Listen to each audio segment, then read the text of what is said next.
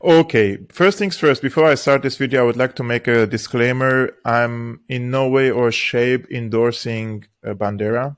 I know it's a controversial issue. This is for educational purposes. My message is for YouTube or those who are following the community standards. I am trying to present the content, historical content for the people to understand the present, because there is a beautiful saying, if you want to understand or read the present, you have to go back and read history. And therefore, I would like to speak about a little bit about Stepan Bandera. Nowadays, we hear a lot about Stepan Bandera, especially after the Russian offensive on Ukraine in February 2022, especially when President Vladimir Putin, he said that they are there to denazify Ukraine and also to fight the Banderists. So who are the Banderists? Who is Stepan Bandera? These are very important questions, right?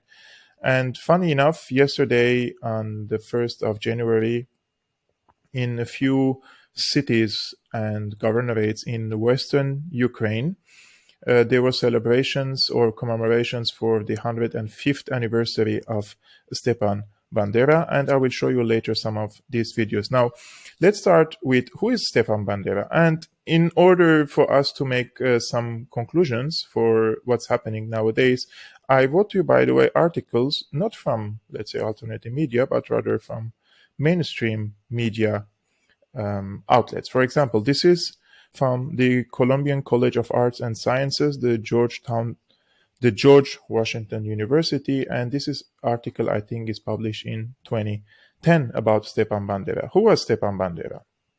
On June 2010, Ukrainian President Viktor Yushchenko honored Stepan Bandera by posthumously bestowing on him the state honor Hero of Ukraine. So the former president of Ukraine, he granted Stepan Bandera, who is of course dead now, the Hero of Ukraine medal or award. As an uncompromising leader of the militant terrorist branch of the Organization of Ukrainian Nationalists, Bandera became a Nazi collaborator who lived with his deputies under German protection after World War II began. In preparation for the attack on the Soviet Union, the Nazis recruited Bandera's followers to act as Ukrainian-speaking policemen and to serve in 2 Ukrainian volunteer army battalions. By working with the Nazis, Bandera hoped to free Ukraine from Soviet rule and establish his own government there. An independent Ukraine, Bandera promised, would remain friendly to Germany. Historian Karel Berghoff, among others, has shown that Bandera, his deputies, and the Nazis shared a key obsession, namely the notion that the Jews in Ukraine were behind communism and Stalinist imperialism and must be destroyed. The Jews, I quote, "The Jews of the Soviet Union," read a Banderist statement, "are the most loyal supporters of the Bolshevik regime and the vanguard of Muscovite imperialism in the Ukraine." When the Germans invaded the USSR in June 1941 and captured the East Galician capital of Lvov, Bandera's lieutenants issued a declaration of independence in his name. They further promised to work closely with Hitler, then helped to launch a pogrom that killed 4,000 Lvov Jews in a few days, using weapons ranging from guns to metal poles. I quote, "We will lay your heads at Hitler's feet," a Banderist pamphlet proclaimed to Ukrainian Jews. The Germans intended to keep Ukraine for themselves. They arrested Bandera for his intransigence on the issue of independence, but released him in 1944 when it appeared that his popularity with the Ukrainians might help stem the Soviet advance. But whatever their disappointment with the Germans, the Banderists never disagreed with their Jewish policy in Ukraine, which eventually killed over 1.5 million Ukrainian Jews. This is the truth that many in Ukraine, particularly in the western parts, deny. In his book, Erased in the year of 2007, Omer Bartov discusses the large bronze statue of Bandera that stands in a park in the East Galician town of Drohobych, most of whose 15,000 Jews were murdered. The park stands on the site of the town's former Jewish ghetto, but there is no But there is not so much as a plaque in the park to memorialize the Jewish dead. This and other examples like it make a condemnation of Yushchenko's step necessary. This part is very interesting, by the way, and maybe we can also correlate it with what's happening nowadays in Ukraine. The CIA records released in 2007 reveals that after the Second World War, Bandera lived in Munich. British intelligence used him to help run agents into Ukraine to gather intelligence and to help the Ukrainian underground against the Soviets. The CIA used some of Bandera's former cronies for similar reasons. So it seems that history is repeating itself nowadays, but with different faces and with different names. If you see or read this history and compare it with the current events in Ukraine. The last paragraph, which is a commentary from the author, it is a sad comment on Ukrainian memory that the man declared a hero of Ukraine in January headed a movement that was deeply involved in the Holocaust. It is more gratifying to know that by the time of Stepan Bandera's death, most Ukrainian leaders had long rejected him as a dangerous charlatan who harmed his own cause. By the time of his death, Bandera was reduced to dancing with the Cold War's most compromised intelligence agency, where the Soviets could watch his every move. Those who label him a hero today, in other words, are as foolish as they are offensive. I think this article is very interesting, and especially the part when he ran to Germany after World War II, and he was recruited again by the British intelligence, the MI6 and the CIA, to send agents into Ukraine in order to fight against the Soviet Union. Something nowadays we can see also the CIA and also the MI6 are heavily involved in the Ukraine war, and they are not only sending arms and ammunition into Ukraine, but also they're training lots of militants and even foreign legions, those who want to go and fight in Ukraine. Maybe we can draw some parallels between these two issues. And it also surprised me, to be honest. I didn't know that Bandera was embedded this much with the aspirations of the Nazi Germany, and later when the Second World War was over, he also took his gun from the right shoulder to the left shoulder, and this time he's fighting with the Allies who defeated the Nazi Germany, and in order to fight against the Soviet Union. So my impression is Bandera back then, and I could be wrong, he collaborated with Nazi Germany. For ideological reasons, because he was an ultra-nationalist, and they'd say also the hatred towards the Poles and towards the Jews. Both sides, the Nazi Germany and Banderists share these tendencies. At the same time, also the enmity towards Russia, the Soviet Union. So Bandera worked on independent Ukraine, and in order to do that, he first had close ties to Nazi Germany, and then he started fighting alongside or struggle, let's say, because it was more of a political struggle alongside the CIA and the MI6. And nowadays we can see similar actions happening underground in Ukraine, right? And this is a very interesting parallels that if you read these historical events and the role of Bandera, and nowadays the role of the current government, let's call it a government in Ukraine, especially after 2014 coup d'etat, and how the neo-Nazis were supported in Ukraine by many governments, including Canada, by the way, the US, the United Kingdom, in order to create a fighting force underground that can pose a threat to first the Russian-speaking Ukrainians, to the ethnic Russians in the east, and in order to create a threat to Russia. And by doing so, they dragged Russia into this war in Ukraine, which is in my opinion, it seems that none of the sides is able to have a decisive victory in this war. Another article about Bandera was published by Deutsche Welle, which is also a mainstream media outlet, right? I'm sure the Germans should hate Bandera more than any other people. Bandera cult in present-day Ukraine. Ukrainian immigrants in the West revered Bandera. In Western Ukraine, a veritable cult emerged after the collapse of the Soviet Union. There are museums, monuments, and streets named in his honor.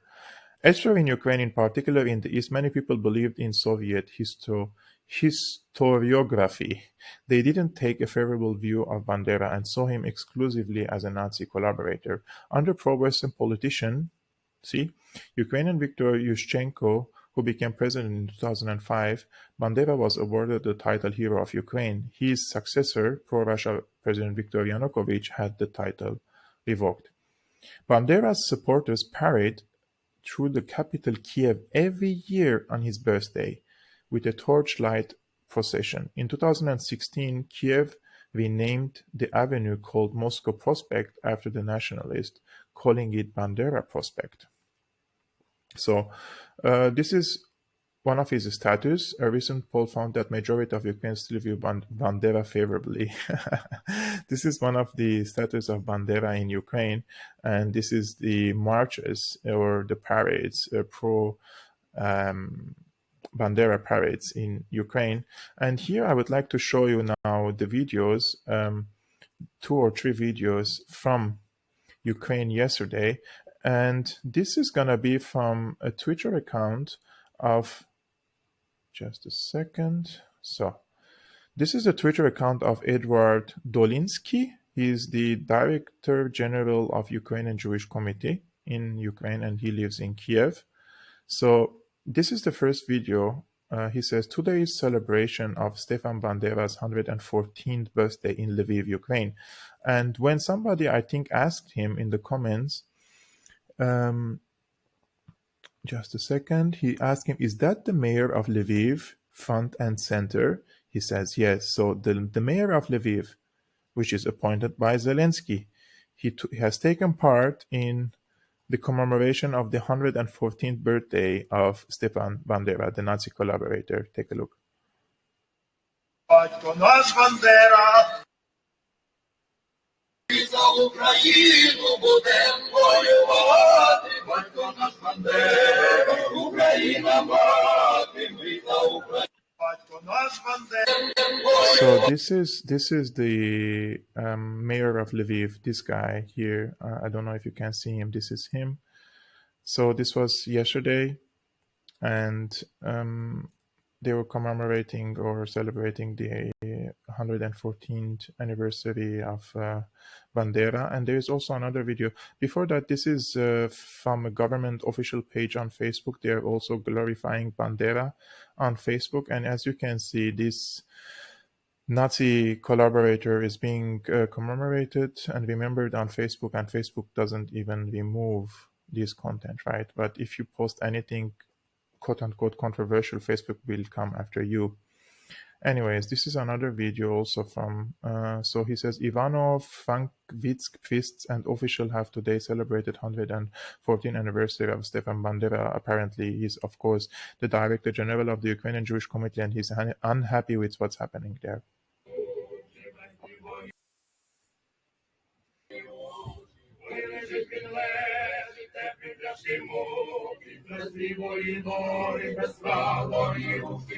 І я прийшла до нього, рідна мати його, плаче, ридає, жалує його. Я прийшла до нього, рідна мати його, плаче, ридає, жалує його. Ой, сину ж мій сину, вже навоювався, без правої ручки, без ніжки зостався. Ой, сину ж мій сину, без правої ручки, без... I mean, this is where I made a quote yesterday. I quoted this video on my Twitter account. And I just wanted to make this comment because, in my opinion, it's very important for the people to understand. And I said it's easy to debunk the lies in Ukraine, just like the lies told on Syria. The prostitutes, or those who call themselves journalists and work for corporate media and political elites, have so much work on their hands to whitewash Nazism in Ukraine, just like they whitewashed Al Qaeda in Syria. And I really mean it. Imagine you are working as a journalist in any mainstream media outlet, or you're from the political elite. Of course you're shameless, and in Arabic we say you don't have a curtain on your face. We know that, like, you're shameless, you will definitely do your job, but it's so much work, man. It's so much, you need to put so much effort in order to cope with the narrative, in order to protect the narrative, in order to keep the people hypnotized, because there is a mass psychosis in this regard. They are hypnotizing the people into belief that they are protecting democracy somehow in Ukraine, right? Which is something I completely disagree, and facts are there for anyone who wants to see. But when Zelensky went to Washington, D.C. in order to, and they received him like some sort of a hero, I mean, he said that this money that the United States spends in Ukraine is not a charity, but rather an investment for democracy. I mean, who would believe in this? I mean, now we're in 2023, but let's say like he was in 2022 in the United States. Is there any person who still believes that the United States is supporting and protecting democracy anywhere in the world, let alone in the United States? There's so many people I can host on my channel who would argue that the United States itself is not a democracy. And how would they even export that? And who even assigned the United States to export democracy? This is a geopolitical battle against Russia. Pure geopolitical battle. And in my opinion, the battlefield for this proxy is in Ukraine. And the United States pushed a lot, especially after 2014, in its provocative acts against Russia by supporting the banderists in Ukraine and creating a strong military force there that can challenge the ethnic Russians and Russian-speaking people in the East. And as you know, around 14,000 Russian-speaking or ethnic Russians died in eastern Ukraine by these banderists. And when we read history and we see how the people in western Ukraine received or perceived Bandera as a hero, and then you compare it, this is historically, not today, and in eastern Ukraine, they were more leaning into the Soviet Union. You can see this division up until this moment. If you go to Donetsk, Lugansk, Mariupol, and other places in eastern parts of Ukraine and ask the ordinary people, the majority see Bandera as a Nazi collaborator. And if you go to western Ukraine, Lviv, for example, they will say that Bandera was a hero and he deserved this medal. And by the way, Bandera was assassinated by the KGB in Munich. So that's also another reason why maybe Bandera is more famous nowadays and the hatred towards Russia is big. Probably because during the World War II they wanted to have an independent Ukraine from the Soviet Union, and it didn't happen. And what followed, in my opinion, since World War II till today is just the continuation of a similar struggle with different tools and different names, but the core of the issue is the same. So what do you think about this case, guys? First of all, what do you think about Bandera? What is your opinion about Bandera? Please just write freely. Don't insult anyone. Is there anything else that we need to know about Bandera? I mean, this is not a comprehensive historical lesson, right? We just read 2 articles about him. But I just wanted to to draw parallels between what happened in the 40s and in 2022, so we can understand the situation now as well. So what do you think about Bandera? What do you think about the strategy of the United States, the CIA and the MI6 and their collaboration with the neo-Nazis in Ukraine? Do you think Russia has imperialist tendencies in Ukraine? So these are important questions I think we need to discuss.